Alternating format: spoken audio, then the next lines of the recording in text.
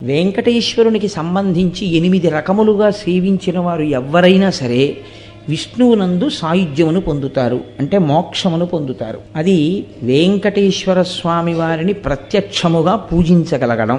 అంటే ఆయనని ఒక మూర్తిలోకి ఆవాహన చేసి, అది ఫోటో అన్న భావనతో, అది ఒక మూర్తి అన్న భావనతో కాకుండా ఈయనే శ్రీ వెంకటేశ్వరుడు అన్న భావనతో సేవించగలుగుట.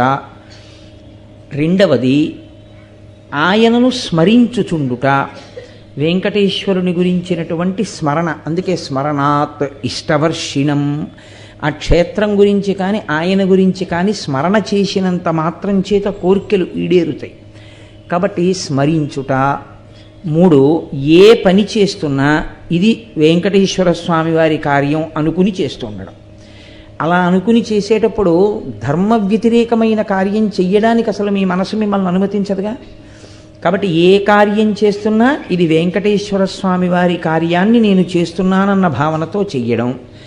4, వెంకటేశ్వర స్వామి వారి యందు నిరతిశయ ప్రీతి కలిగినటువంటి పరమభక్తులైన వారితో కూడి ఉండడం, అటువంటి వారి పట్ల ప్రేమ కలిగి వారితో ప్రవర్తించడం. 5, వెంకటేశ్వర సంబంధమైనటువంటి విశేషములను పరమభక్తి కలిగినటువంటి వారి నోటి గుండా ప్రవచనం జరుగుతున్నప్పుడు లేదా వారు పలుకుతున్నప్పుడు, అటువంటి భక్తులైన వారు మీతో ఏకాంతమునందు సంభాషించవచ్చు, అన్ని వేళలా ప్రవచనమే అక్కర్లేదు. అటువంటి మాటలు విని చాలా సంతోషాన్ని పొందగలిగినటువంటి స్థితిని పొంది ఉండుట. కాబట్టి అక్కడికి 5.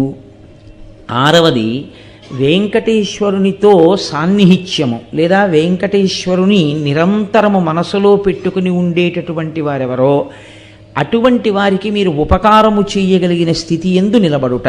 అంటే ఆయనకి మీ వలన ఉపకారము కావాలని కోరుకున్నవాడు కాడు, కానీ మీరు ఇది మనం చేస్తే బాగుంటుంది అని మీ వలన ఒక్క చిన్న ఉపకారం ఆయన పొందాడనుకోండి, శ్రీ వెంకటేశ్వరుడు ఎంతో ప్రీతి పొందుతాడు అని స్కాంద పురాణం నిరూపణం చేస్తోంది.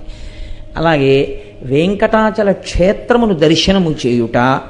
ఈ భూమండలంలో మీరు ఎక్కడ నించునైనా సరే, ఎన్ని వేల యోజనముల దూరములో ఉన్నా సరే, వెంకటాచల క్షేత్రం ఎటువైపుకుందో అటువైపుకి తిరిగి స్మరణ చేసి ఒక్కసారి నమస్కారము చేయుట.